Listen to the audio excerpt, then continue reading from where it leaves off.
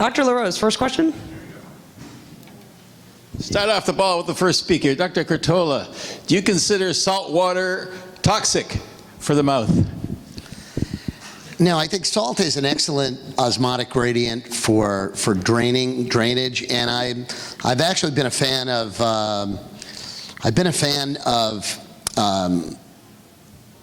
I guess what you'd call sea salt or Himalayan salt, pink salt. You have 84 trace minerals in there. Most people know that it's conventional table salt, synthetic table salt that actually scavenges minerals out of the body, and it does result in high blood pressure. But what's interesting is sea salt and Himalayan salt, and actually my friends who I beat up this morning at Redmond, Earth Paste, they use a really fantastic salt from that's an ancient salt that they mine in Utah from the Great Salt Lake. This is a xylitol-free product by, I told them I would definitely say this, Earth Paste, xylitol-free. Thank you.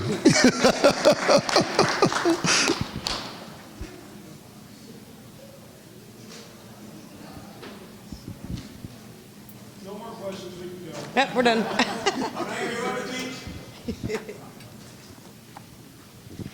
This question is not specific to anybody, but one of the things that perplexes me is all of the patients that I see, particularly women, somewhere between the ages of 35 and 60, who have healthy periodontal readings, but just a large amount or an excessive amount of bone loss. And do you guys think that is because of, is it chronic inflammation? I mean, and most of them appear to be in fairly good health. May I answer that?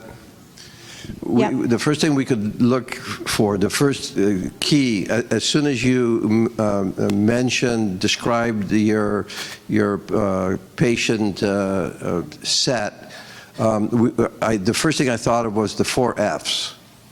If she's female, if she's fertile, which means that she's had children, if she's 40 and she's fat, then she is the #1 candidate for gallbladder problems. And what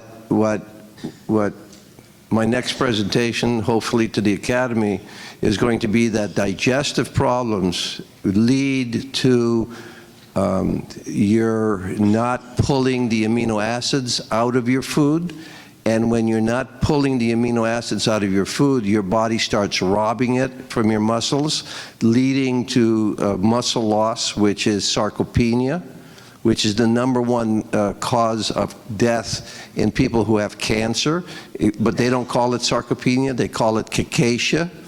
And when there is muscle loss, there's constant crosstalk between your muscles and your bones, where when your muscles are breaking down, it sends signals to your bones to break down. By the way, I couldn't have paid anybody to ask such a great question. Well, I think the thing to do is to develop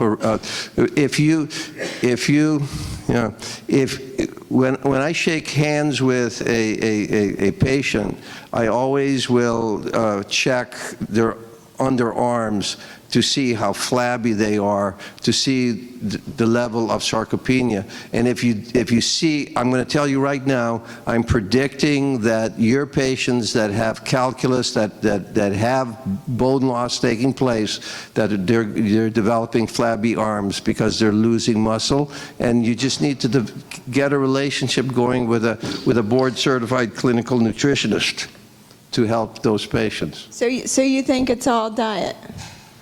No, I didn't say that. You could be eating all the great food in the world and taking all the great supplements in the world, but if you're not digesting them because you're not making a good bile, it's not doing you any good. So it is a physical problem. In my experience, there often is also a hidden infection. It's always multifactorial. But if you take a microscopic slide, even though they might not be bleeding or swelling, they often have a parasite infection.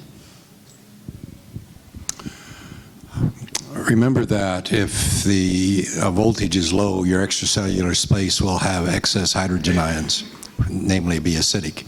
Any place in the body where you're acidic, you'll pull hydroxyapatite out of the bone in order to try to neutralize the acidity. It uses the hydroxyapatite to neutralize it, and you have calcium left over. And this is true for osteoporosis of any kind, any place in the body. And a lot of people try to correct that by giving them more calcium, but calcium won't go back in the bone until you change the pH or the voltage of the extracellular fluids around it. So one of the things you may want to do is look, when you recognize that in a tooth, look and see what meridian it's in, and then you can go quickly and easily measure the voltage in that meridian, and if it's low, you have your answer. Also check where the bone loss is. If it's around the bicuspids and just the first molar, and there's more bone loss on the buccal than the lingual, make sure you check them in centric in blue articulating paper, and then check working movement on both sides in red. If you're seeing the bicuspids and the molars with a lot of red slides, then they're in a group function, and that'll cause the bone to shrink too. So you want to get the lateral excursions back on the eye teeth. I see a lot of stressed out females that brux at night, and you can see the pattern of the bone. It's being lost in the bicuspid in that first molar because those bicuspids and molars are getting torqued. The amount or the number of times that I discuss this with patients that have absolutely no idea, and they're in their 50s and 60s, that they have pretty severe bone losses, it's really disheartening. But thank you all. I have a thing to add for you too, and I'll reiterate what Dr. Tennant said. A lot of time, in my experience, I've seen in even young, healthy women that are very thin. I think the pH is very important, and sometimes when I'll go, oh, you're too acid, you're losing your minerals, and that's why you have this horizontal bone loss and recession. And they will do the pH paper, and they're very alkaline, so they're losing their minerals. One other clinical sign I would be looking for is the patient's lateral surface of the tongue. If it looks like the tongue has been squeezed and you have it scalloped, and take a look at their teeth and see if they grind, that person's probably a sleep apneic, that when they're asleep, they're grinding their teeth like a weightlifter and pushing their tongue forward, trying to get oxygen. So that goes with Dr. Young's question, just a clinical sign to look for. Which way are we going? Here. And I would look at thyroid, because it has a lot to do with calcium, even if they're low in iodine. Okay, sorry.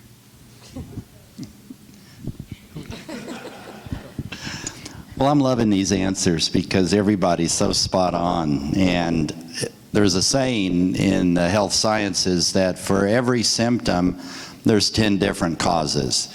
And also, for anything that can cause a problem, there's 10 different ways it can manifest in the body. So it's always multifactorial. Looking at a dental practice, I'd be checking vitamin D3 and K2. And if they're not anywhere up around 60 to 90 on the D3, they're not going to be able really to do that well mobilizing calcium back in. The illusion is that was been promulgated by Western medicine that you store calcium until your late teens, and then the woman spends it like a bank account that never gets replenished until she grows old and dies, and nature discards the woman because she's no longer able to conceive and raise children. And that's just not true. We have matriarchal wisdom throughout all cultures. And so check those vitamin levels, and that's another factor. So everyone has a perspective, and you've got this multifactorial condition where the entire diet and stress levels, stress hormones are pushing calcium out of the bone at a rapid rate now. So we do see osteopenia in the 30s. And so we have to look at the whole lifestyle of getting it back in, and you need strontium, you need boron. There's so many nutritional factors that are not in the diet. So what you're seeing is very, very common. And now that you've got this repertory of things to consider, from pH to different vitamins to the thyroid, parathyroid, you've got the ability now to master osteoporosis, osteopenia, and you just have to figure out which causes are prevalent in your patient. I'll add one more suggestion for you, and that is learnbuteco.com. Buteco breathing is the quickest way to change your pH, because you can change your pH by eating this much and by breathing this much. And that's Buteyko.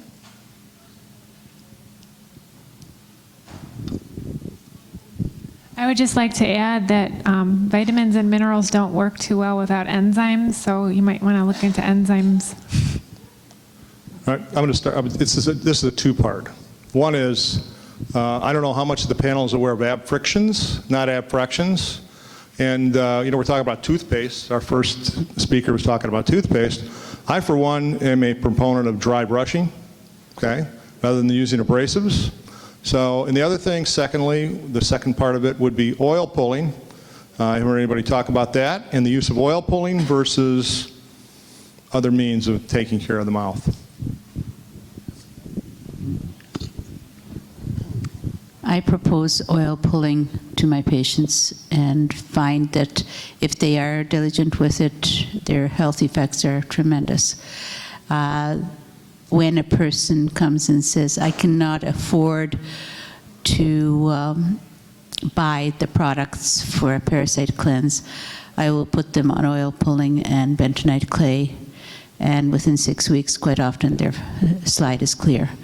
Dry brushing, I think, is a good idea too, and the Solid-A brush I find excellent. A couple of things. I've been asked about oil pulling a lot. I kind of find it very comical that I can't get my patients to use a toothbrush for 2 minutes, and oil pulling, classical oil pulling, is 20 minutes. It's a 20-minute detergent process. Oil pulling is very effective if you have an unbalanced oral microbiome. If you have that hypertrophic biofilm that was on the right of the diagram I had this morning, it's very good for helping to reduce that to a normal level. If you do oil pulling on a regular basis, not during a parasite cleanse like you were speaking about, but on an everyday basis, it will result in an atrophic biofilm. I don't think, and it's become a fad, even though it's over 3,000 years old as an ancient Indian medicine Ayurvedic practice. Oil pulling it has a detergent effect, and it can actually strip and stress the oral microbiome. I think the second question about brushing, dry brushing, I think that's great. I mean, there's nothing. Toothpaste, remember, was invented by soap makers 100 years ago. It was a flavored detergent for teeth. And the biggest advance that they claimed, the claim to fame, was Procter & Gamble putting sodium fluoride in the 1950s. So, the history of oral care is really interesting, from pieces of bark to crushed mice skulls to charcoal and whatever else. So, yeah, I'm with you on the dry brushing. I like brushing in the shower, and just to remove pellicle and debris that forms overnight. But I'm going to pass it on here and keep it going. What firmness of brush? Yeah, if you do brush, everybody knows, you really want as soft a brush as you can. There's the firm, everybody knows the old, my mother used to use something like a Brillo brush in her mouth, and it was like a giant, I think the first Oral-B brush that was ever invented was about 3 inches long, and the brush head was about 3 inches long, and it was very firm, and you do wear and lacerate gingival fibers and things like that and cause a condition which we all know of as toothbrush abrasion. So soft brush, and there's no great miracle to any toothpaste.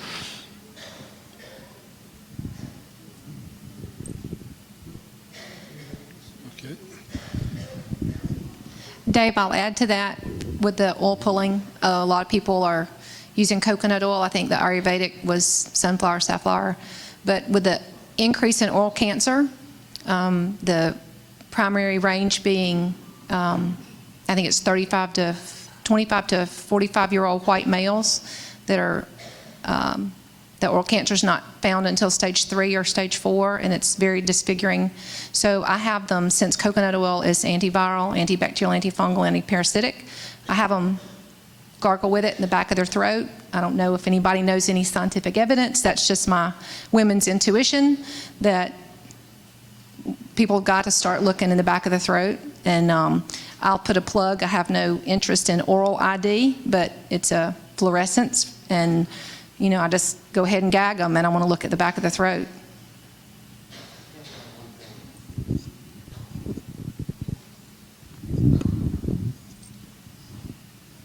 There's something I didn't touch on that I really wanted to just bring up, and I'd like everyone to really take a closer look at, and that is the overuse of teeth whitening products. And coconut oil, I'm in total agreement. I'm a huge fan of coconut oil. I do a tablespoon of coconut oil in the morning at home. Just the practice of pulling is something that on a regular basis, which is different, but coconut oil, organic coconut oil, is loaded with all kinds of nutrients, and it's very beneficial in many different ways as antiviral and antibacterial, and I totally agree. But I want to bring up one thing about the overuse of teeth whitening products, and there is a dentist here whose son actually had a squamous cell carcinoma under the tongue, and that was something which was investigated by a head and neck or cancer conference down at Georgetown University Medical Center down in 2004, and they raised the alarm bell and said they had 2 out of 10 of their oral cancer patients who had nothing in common with any of the predisposing factors, HPV or anything else, other than that they were bleachorexics, and the overuse of these hydrogen peroxide containing whitening products and the stress that does on the oral microbiome and to the cells. So you have, you know, thousands of free radicals released in an oxidative process, and this oxidative stress is a concern because these products are poorly regulated, they're over the counter,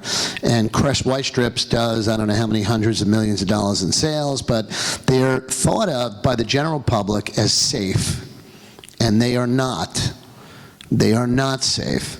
And we will see more oral cancer, but I was just, you know, changed and went to the pool and heard about the story about this dentist's son and the fact that he had gone through a year's worth of home teeth whitening, and it was one of the main factors, I believe, that he was diagnosed with oral cancer.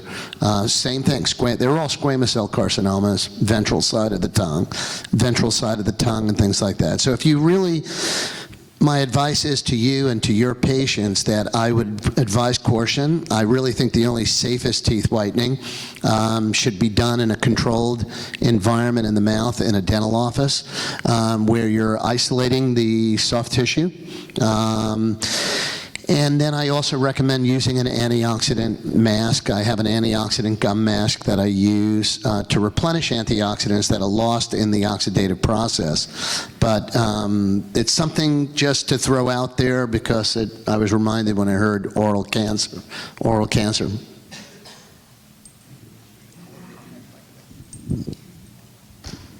I just want to mention I had asked Phil Maliki a question about ozonated coconut oil, and there's a lot of different forms on Amazon.com. If you just Google ozonated coconut oil on Amazon, there's half a dozen of them. And olive oil and sunflower oil contain quite a few double bonds, and the oil has to have a double bond carbon for the ozone to stick to it for any period of time.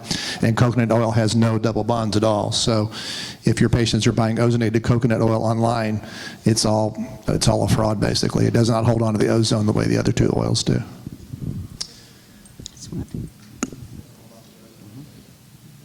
Question for Dr. Curatola and Dr. Sawiak. Just can you clarify the role of using ozone for managing the oral microbiome? For what? I'm sorry, couldn't hear you. For managing the oral microbiome using ozone. Yeah, again, you know, my position has been, in all of the research I've done on the oral microbiome, has been that ozone is a very powerful antimicrobial. It certainly works with a different mechanism than a conventional antibiotic. You're really bringing high levels of peroxide. Peroxide also, and I've been more of a fan of hypochlorite than peroxide. Peroxide actually ruptures cells. Hypochlorite brings oxygen into the cell. It doesn't rupture it. And so I have not been a fan of using ozone as a general tonic for every, you know, periodontal treatment. I think in an area where you have an overgrowth or an imbalance in the oral microbiome, I think it, you know, the goal is to bring the oral microbiome to a homeostatic state. Microbial homeostasis is where it's at. And learning how to do that more effectively, we're still getting there. I mean, Dave Kennedy and I had a talk at lunch about, you know, some things that he brought up, like fluoride. Fluoride is very disturbing to the oral microbiome, and I didn't really even touch upon that, but it's a known irritant to soft tissue in the mouth. It causes inflammation. And so, you know, we have all of these different things, and we use the words multifactorial, and that's important. I think we have to have, with the knowledge that we have of the oral microbiome, I think the way we use ozone has to be very site-specific and not as a general tonic, and certainly not in a toothpaste or things like that that you're using every day. After listening to Dr. Curatosa's lecture this morning, I will be teaching ozone, but as you say, site-specific and probably not long-term.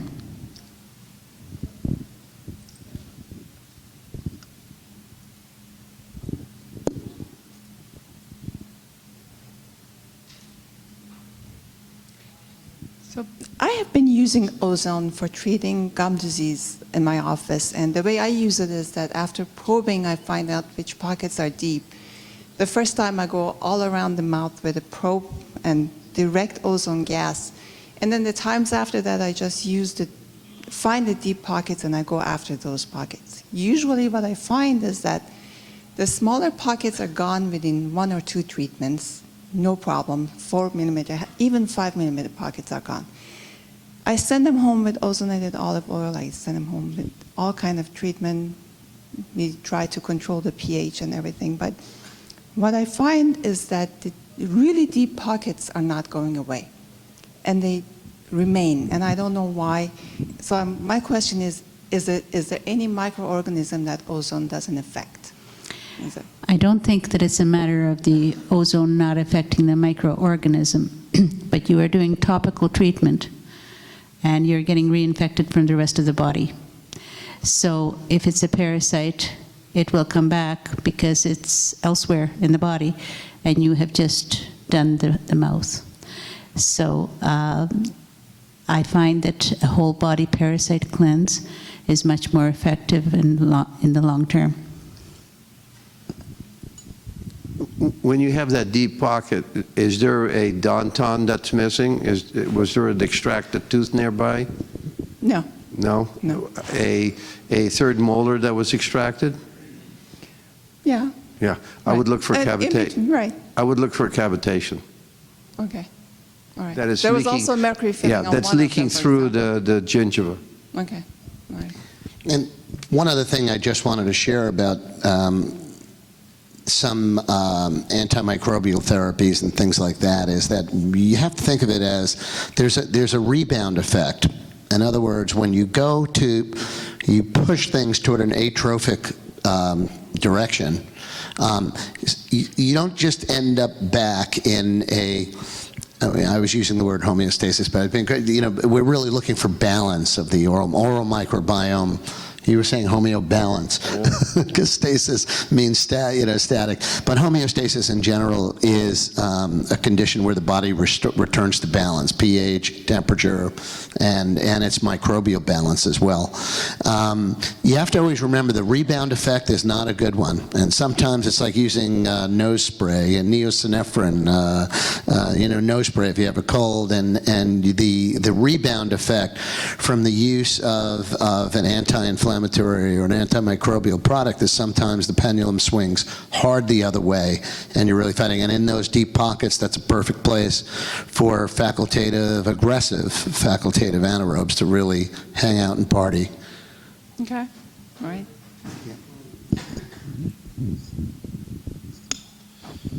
I know your question was with ozone, but you may want to spot check that with a laser to get deeper down, because it's very, very specific. Okay. And you would use a low level on it.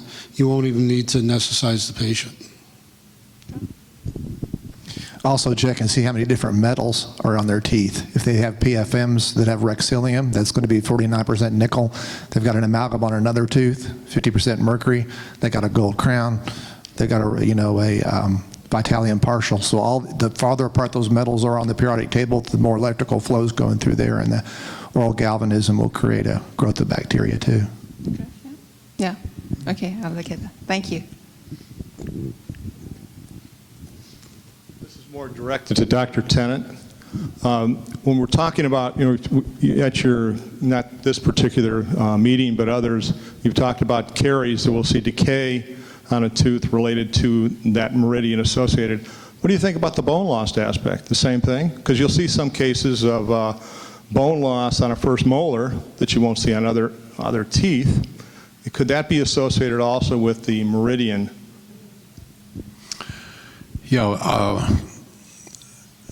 As I mentioned just earlier, whenever anything in the extracellular space is acidic, it will pull the calcium hydroxyapatite out of the bone, and you get osteopenia and then osteoporosis of that area. And of course, when you have an acidic extracellular space, then you're going to find that the meridian that is the power supply for that area of the body and or that tooth will always be low voltage. And so then you ask the question, well, why is it low voltage? And you go through the checklist. Hypothyroidism, the thyroid and adrenals work together. Do they have a scar in that circuit? Do they have decay, and usually you don't get decay or even infection any place in the body unless the voltage is low. And I think that's a powerful paradigm, is wherever you've got an infection, then the voltage is essentially always low. And so the way to get on top of the infection is to go figure out why the voltage is low in the first place. Did that answer your question or not? Yeah, thanks. I'm sure all of you have had patients, and even everybody here in this room, that have been diagnosed with the BRCA gene. And I've watched 5 of my patients trust the system of treatment, which is a lop off everythingectomy, and they usually come back about a year later and have all kinds of oral problems and aren't doing well and don't feel better for having done it. Can you kind of as a group think of your experiences with the BRCA gene? I know I'm legally not allowed to give my patient in Illinois advice medically of you may want to reconsider or try alternative treatments. Have you had any experience with the BRCA gene diagnosis with patients, and what do you tell them? I've never seen a breast cancer that didn't have an infected upper molar or lower premolar on the same side. But these people don't have breast cancer. Yeah, but if you're going to get cancer, then there's this strong relationship between the dental infection and the cancer. So, right, this is a patient on a recall, happens to be telling you, hey, my doctor said this stuff, and I try to explain that, well, let's look at everything else, but they don't have a root canal or a mostly calcified tooth in those particular areas. So I can't really make a dental diagnosis saying, here, I've got this root canal, of course it's that. So this has been on patients who are very healthy. They maybe have a history of cancer in their family, and what can I legally say? A root canal is an obvious thing that I can always suggest that, but what can we do to stop the trend of everybody you know, just because you have a gene doesn't mean you're going to activate it, which we learned from these amazing lectures today. So, Well, one of the things you can do is give them Thomas Seyfried's book. Thomas Seyfried's book that he published, as I mentioned in my lecture this morning, shows that genes aren't driving the bus in cancer. Genes are a secondary phenomenon.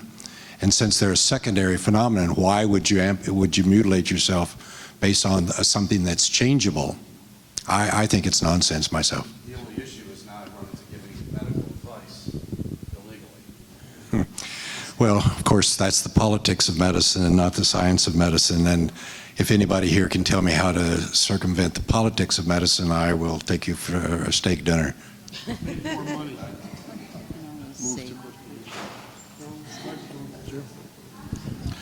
One more answer. Hey, Dave.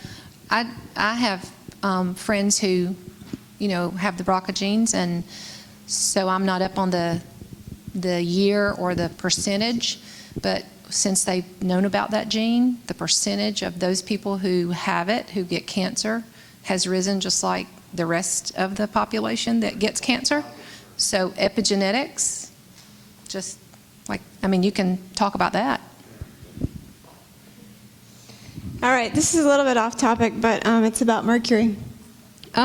Is it true that NYU is the only dental school that has stopped using mercury in their training? Yeah, Dr. Curtola, what do you know? I think what happened was the deans of the school at NYU came to my lecture at the dental professors convention back in 2011. And within about 6 months after I talked to them about the liability, they decided they haven't stopped teaching it, but it has become a secondary restoration in the posterior quadrant. They teach composite first, and if it's a student who's working on a patient that might have a root cavity, or they have to actually get permission to use the amalgam now, and they have to check it out of the storage locker as a special exception. It's only on a tooth where they think a composite won't stick on the tooth, but now composite is the primary restoration at NYU. But I think Jerry could probably answer that better than I could. It became very politicized very quickly because NYU did want to be amalgam free. There's a couple of different things though that are a problem. The state accreditation came in because they were under pressure from the ADA, and they had to make amalgam available. So now if a student is requested by the patient to place an amalgam, they have to still get 3 faculty signatures to sign off of it. So essentially they are trying to be amalgam free, and I applaud NYU for taking the initiative. And yes, Matt, they probably got that information, you know, and they are getting it. But Mark Wolf, who's my department chairman, is very progressively minded about it. What I'm trying to push for is teaching students to do Mercury-Safe dentistry, not just Mercury-Free, but Mercury-Safe. The secondary issue to this is composites are not the best thing since sliced bread, and we know that there's a major BPA issue, and using a BPA bisphenol-free composite, the only one I know is the Hercules Culzer Venus material, which is a different chemical structure than bis GMA. So composites, you know, even Hal Huggins, may rest in peace, said it was a big thing, composites. He was very down on the use of composite resins because of their BPAs, that he felt that was just as dangerous. Not as dangerous as mercury, but it's gone from the pot to the frying pan. As of, I believe, this week, Puerto Rico, the University of Puerto Rico is going amalgam-free, I believe.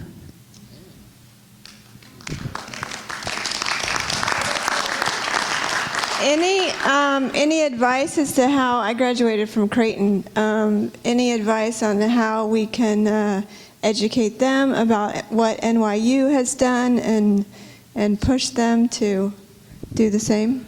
The way that we will see the ban of dental amalgam is the OSHA route. I am convinced It is just too dangerous a work environment for students, faculty, patients, dentists, dental assistants, anyone who works in a dental office. This is a major OSHA nightmare, and I believe that's the direction that most dental schools will respond if it's an unsafe work environment. I think even though the science of dental mercury, of amalgam, is very, very clear, I think the OSHA route is our most effective target. Thank you.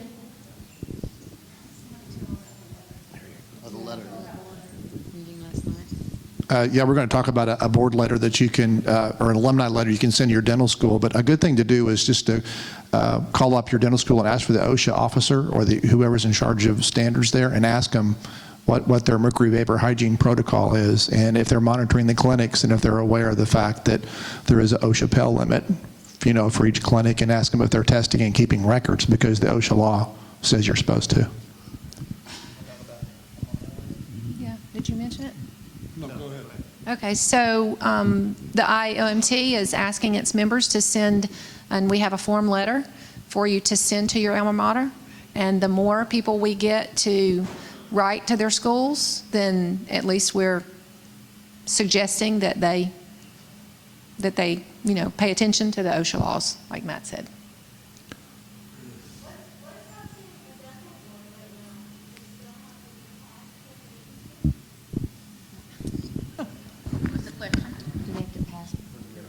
Yeah, I think a few years ago, several states still had amalgam on their state dental board, but now I think just about all the states allow you to either do composite or amalgam, either one.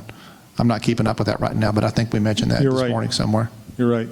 Dr. Sue Kell is associates from NYU, and she graduated 2 years ago, and they had a choice, and she was talking about that the other boards, I believe, give them choices now. My question is to the dental people here. We all run into infections, especially apical infections of the teeth.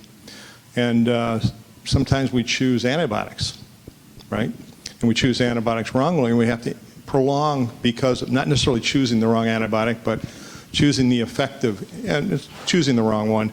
What would you, each one of you, give you one choice of an alternative or an adjunct to an antibiotic? And Janice, I'm expecting big answers from you. You want me? I'll take it first. I'm a huge nano silver person. We have a great one here. The Argento is a great product. As far back as 1983. As a natural antibiotic, I've always, they have the studies. It kills MRSA. They've spent hundreds of thousands of dollars on studies for this as a natural antibiotic alternative. So that's one. With me, I use things like aloe vera, which are very potent, and for parasites, using the Hulda-Clark protocol. Oregano oil is very strong, but after hearing this morning's lecture, it would probably be a short-term thing, but it does kill everything. Matt, you want to go next? Since we're going down the line, I'll go after you. I've only had my ozone machine since January, but I've already had 2 patients come in that had cracked mesiobuccal roots on upper molar, and I did 3 ozone injections on each of them, and the tissues turned pink and healed up. They know they're going to have to get the root canal out eventually, but it just seems a much more natural solution than antibiotic. No offense, don't ever do a root canal. I don't care what anybody says. It's suicide. I would like to plug for the ozone to have an injection, but then I don't stop there. Jerry Tennant's method of getting the electrical currents correct, getting in the meridian where that tooth is, finding the spot where he says is another step in that direction. We've been using dragon's blood in conjunction with that, and then we bring them back a week later and check to see how that's doing. Colloidal silver, as Jerry just mentioned, is great to have an adjunct. So I don't think that just doing one thing is going to do it. I think that you take a broad panoramic and attack it with that. Proteolytic enzymes are antibacterial, and there's two that I mentioned in my presentation: bromelain, 750 milligrams, 2 times a day in between meals, and superoxide dismutase are ones that I would recommend. Ozone, along with the other things that everybody's already mentioned mine. So if it's an abscess tooth, typically it's cold steel and sunshine. It's the best way to get rid of the abscess. The question was limited to dentists.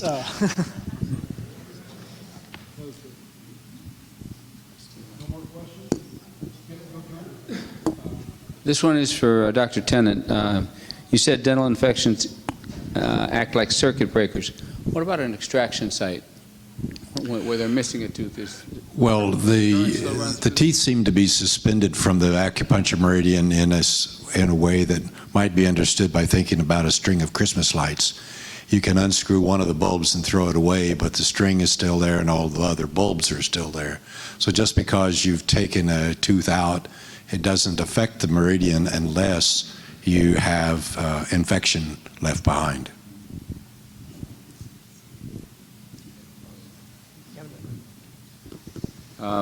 Dr. Curatola, you said probiotics do not work in the mouth.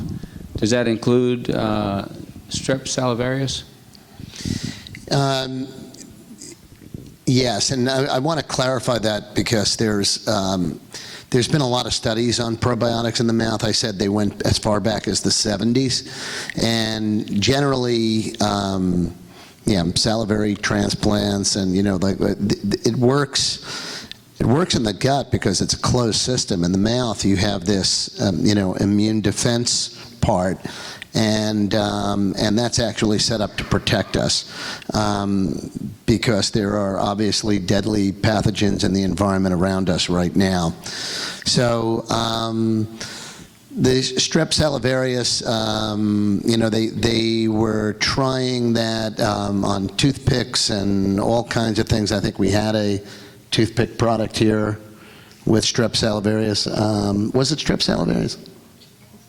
I'm not sure, but I haven't seen any data. I haven't seen one scientific study that probiotics work in the mouth. And the science makes sense as well, that it is not an opportune environment for any bacteria that's not part of your indigenous oral microbiome to set up shop. Can you comment on burning mouth syndrome? I don't recall if you had a protocol for correcting that. Burning mouth is generally resulting from oxidative reduction reactions in an atrophic environment. So it's that lower left corner. The biggest problem there is with burning mouth, even though it's multifactorial and it could be, but you have oral mucositis, chemotherapy, radiation, and what you really want to do is take more of a prebiotic approach to helping promote reestablishment of a healthy oral microbiome.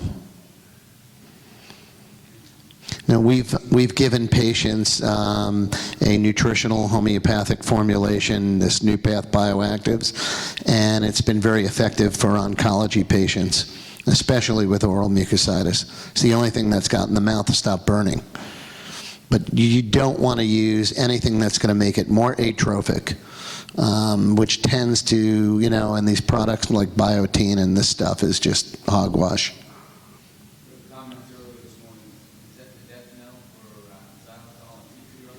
Yes. I'm very happy. We hear a lot of different opinions, and there's been different approaches, and everyone has the same goal of helping the patient. But, medicine is changing so quickly, and everything we knew about disease has changed just in the last 10 years. And so this whole microbiome world is really we're still learning. We're really still learning. So I'm very, very encouraged to hear that, for example, the the earth paste people, you know, the guy who came up to me, and he came up on stage and goes, "Hey, we got tea tree oil and xylitol," and then he was just apologizing to me, and they're going, "We only have a half a drop of tea tree oil in the whole tube of toothpaste," and I was like, "It's okay, it's okay. It's just we have to have a rational approach." You know, tea tree oil still works on a zit here and there, but to use it as a general tonic every day in a toothpaste is not advisable. Neither, you know, xylitol is a great sweetener. It's a really terrific sweetener, but our understanding has changed. So yeah, and I mean, I'm really down on these artificial sweeteners. We're still looking for, you know, the methadone. We're a sugar-addicted country. That's the bigger problem. You know, we just have way too much sugar. I'd like just to make a comment while we're talking about all of this anti-infectives in the mouth, if I may, please. One of the most important things in the body is nitric oxide. Nitric oxide is considered by many now to be the master hormone of the entire body. Not only is it in control of most of the hormones of the body, a year or so ago it was shown that it's actually in control of the ability of cell membranes to use insulin, and thus the major cause of type 2 diabetes. But beyond that, of course, it has to do with dilation of vessels, it's in control of the immune system, et cetera, et cetera, et cetera. So why mention that at this point? Well, the studies done by Nathan Bryant at the University of Texas Heart Center in Houston have shown very clearly that past age 40, nearly everybody is deficient in nitric oxide. And the body has a couple of methods of making it. One of the methods, of course, is that the endothelium makes it, but the other backup system that most of us have to use involves bacteria that are deep in the creps on the posterior aspect of the tongue. And so if you want to really help ensure that you're going to have early cardiac disease, then do something in the mouth that's going to kill those bacteria. So we have to be very careful when we're dealing with any kind of anti-infective in the mouth to protect those posterior bacteria. Otherwise, there are widespread consequences for all the rest of the body. As an ophthalmologist, I have the ability to and the opportunity to measure, for example, the vasculature in the eye. I have a high-resolution camera, and I can see exactly what's going on with the vascular system in the body and in people with bleeding in their macula. And I can tell you that I cannot reverse the bleeding in the macula unless I correct nitric oxide. And so part of that process is getting people to stop using these mouthwashes, et cetera, that kill these posterior bacteria. I have a question about parasite cleanses. I'd like to ask the panel, because there's a multitude of different ones out there. Is there some kind of a consensus on which systemic parasite cleanse might be beneficial for us or our patients? One of the easiest ones to use is diatomaceous earth. You can get it in food grade, and it very quickly and easily kills the large worms. It doesn't attack the small things like amoeba, but it's safe and easy to use, been used for years, particularly in the agricultural and ranching communities. When you use it, you want to, you just take a tablespoon, put it in a glass of water and drink it every day for 3 weeks. And then you stop for 3 weeks and you do it again, because the worms that you kill and go die leave eggs behind, and so you have to give them the second round of it. But it's inexpensive and works. As far as the amoeba is concerned, I've had clients say, "Oh, I've got a parasite cleanse at home," and they'll bring Paraway or one of the commercial kits. And so I'll say, "Fine, I'll test you in a month's time," and not every one of them is clear. So the protocols that I teach are the only ones that I've seen consistent results with. But it doesn't mean that there aren't others, because bentonite clay, for instance, is very antiparasitic, and it could be used as a protocol. I have not had enough client experience to say that bentonite clay by itself is adequate. But as I say, the other ones that are on the shelf, I've had hit and miss. I don't know enough biochemistry to be able to tell you why, but the Hulda-Clark protocol has been the one that has worked the best for me, and aloe vera and oregano are the other two that I have used most commonly. Does anybody else have any questions over here? So, Dr. Curatola, you mentioned that microorganisms change. They can go from good to bad, and do they really change species, or do they just change? Well, it's polymorphism. It's been known for quite a while. When they change from good to bad, and that's always been it's always bothered me when they said, oh, let's kill the bad bugs and keep the good bugs. And so the game becomes, how do we keep the good bugs? Well, bacteria have the ability to have a pathogenic expression, and that happens when they're generally endangered or under attack, just like when we are. And so they actually exchange genetic information. They flip. They go through a process of quorum sensing. And they actually flip a pathogenic switch. They do this. It happens all through nature, and it happens in the mouth as well. So you have, commensal bugs becoming really nasty pathogens because of the environment. And I loved one of my favorite slides was Jack Tipp's, where Louis Pasteur on his deathbed said, it's not about the microbe, the good bug, the bad, it's about the terrain. And that's how we have to be minded in the mouth. What is the terrain? And I appreciate what Dr. Tennant shared about nitric oxide, and also about the bacteria in the back of the tongue, and what we've had this scorched earth policy in the mouth, to kill everything. And that's where our mentality really has to change. You might be able to understand it a little bit better with Candida albicans. In the descending colon, Candida ferments the whole grain that you haven't digested, and they're then developing the B-complex vitamins for you. Let Candida go out of control because of eating simple carbohydrates.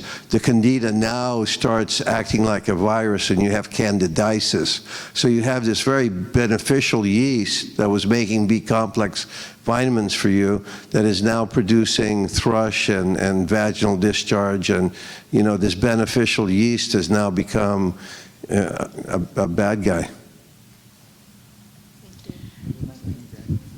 The one thing about Candida is the overgrowth of Candida is the pathogenic issue. It's not just having Candida anywhere. So the overgrowth of Candida comes from antibiotic use and the high-carb diets. Usually, if you correct the stomach, you correct most of these long-term problems, because without stomach acid, you can't possibly be healthy. There are so many things that stomach acid contribute to the health of the human. So one of them has to do with, of course, the fact that you have to digest proteins, and if you don't digest them and you allow undigested proteins to go downstream, several bad things happen. One of them is that these undigested proteins end up being get kind of stuck as a lot of goo in the large intestine, which creates a perfect environment, terrain, as you were talking about, for all sorts of bugs. And of course, those bugs don't only have local effects in the large intestine. The toxins they put out go all over the place. But in addition, you can't possibly have a functional immune system that knows what to do when you don't have stomach acid. And one of the reasons is that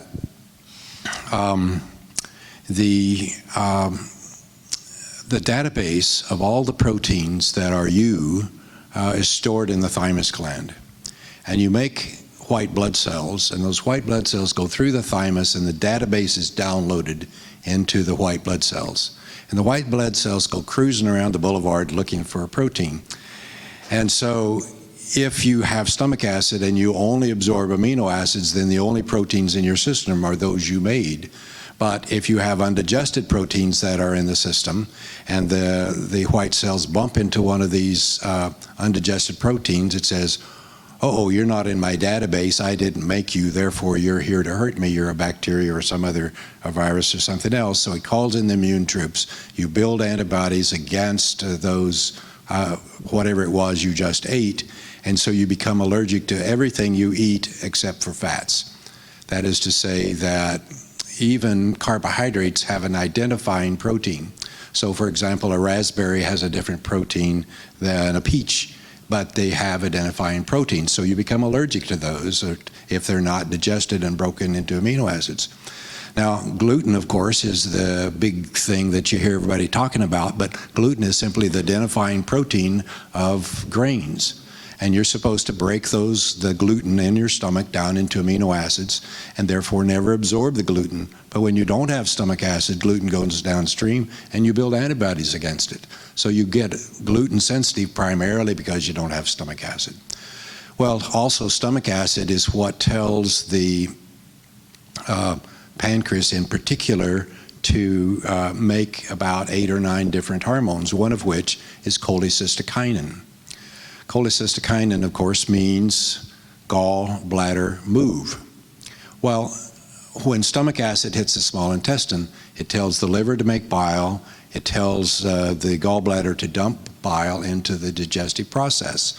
So no stomach acid, no cholecystokinin, no cholecystokinin, no bile. No bile, you can't absorb your fats, and so you not only become problematic with fats flushing through, and you don't have enough, but you also become deficient in your fat-soluble vitamins, A, D, E, and K.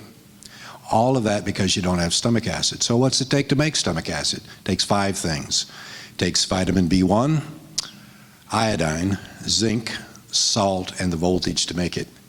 And the majority of people, it's estimated as much as 90% of our population is deficient in iodine, 80% are deficient in zinc, etc. So we have so many people that don't have stomach acid, and most of the reason that we have GERD is inadequate stomach acid, because when stomach acid hits the small intestine, it sends an electronic signal back up to the sphincter between the esophagus and the stomach to close it.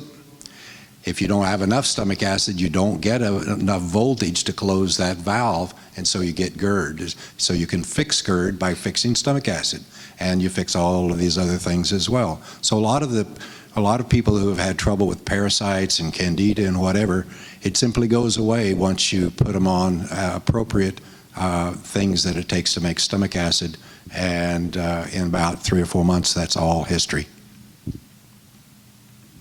I've got a gluten question for you then.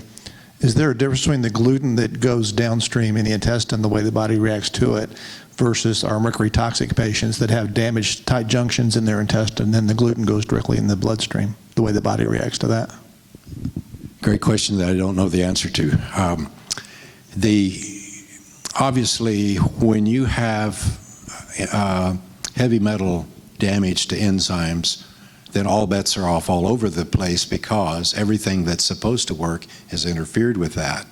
So, and the only thing that I know that's currently available, until we can get our lovely government to approve Boyd Haley's product, I've been successful with removing heavy metals with concentrated fulvic, F-U-L-V-I-C, and its buddy humic. And so you can detox people with those and solve a lot of those problems. Once you get rid of the metals, a lot of the symptomatology of my patients at least gets better once we get the enzymes working again. So I'm sorry I don't know the specific answer, but I would approach it like any other heavy metal problem. Question here. Dr. Catola, you had mentioned that you didn't like using nuclear warfare to destroy the pathogens. What do you typically do to even the playing field? In what circumstance? Just when, when it's that hypertrophic state that you were talking about, and you want to, kind of even it out, how do you make that happen? What's really interesting is I find in the mouth especially taking a more of a prebiotic approach, not a probiotic approach, but in other words, creating an environment for the terrain to restore to a normal level. It does return, and these were in some of the clinicals that we did, we found that the terrain changes very quickly when we create the environment for that. So you don't have to think, push the button and nuke everything. Some of the ways, major ways I find is going a nutritional route. I'm not going to, and I find that helps create an environment where the overgrowth of the aggressive gram-negative anaerobes it creates an environment where we're able to take that back down. So I find that, for example, one of the things that we use, especially with the use of the Western Price diet, for example, is fantastic. Weston Price was way ahead of his time, and using omegas, different vitamins that are needed to, there was a study from Japan that I read in the 1970s that found a Japanese researcher biopsying gum tissue deficient in 2 antioxidants necessary for proper cell function. Reading a lot now on just the essential need for nitric oxide, and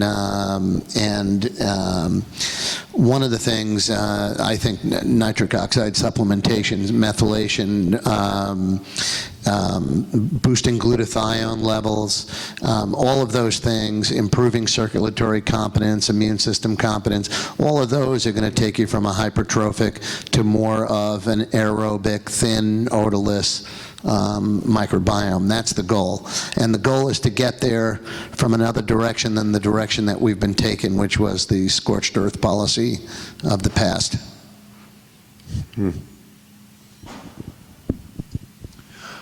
Obviously, I'm looking at this through a physician's eyes rather than a dentist's eyes, but I have seen in my practice a lot of people come in with what is obvious even to me with periodontitis and periodontal disease of various kinds. And being the voltage guy, I put them on, have them brush their teeth with baking soda.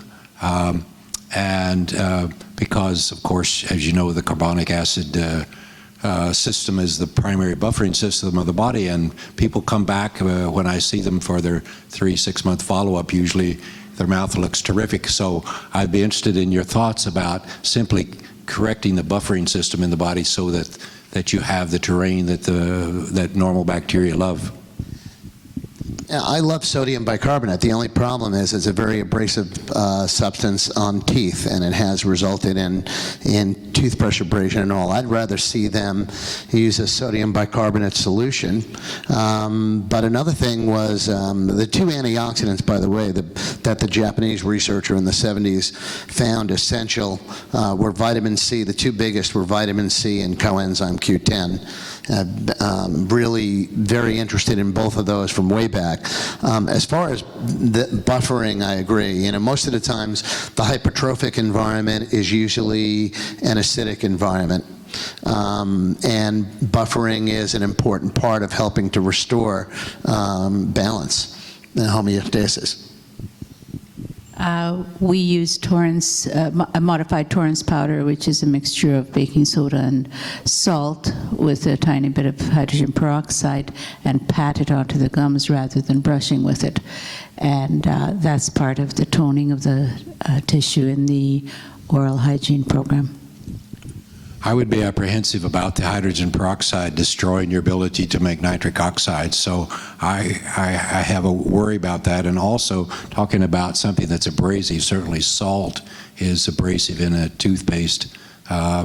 Even as a physician, I'm aware of that. So I'm concerned about using salt in the mouth as something to brush with. Maybe it's different if you put it in solution.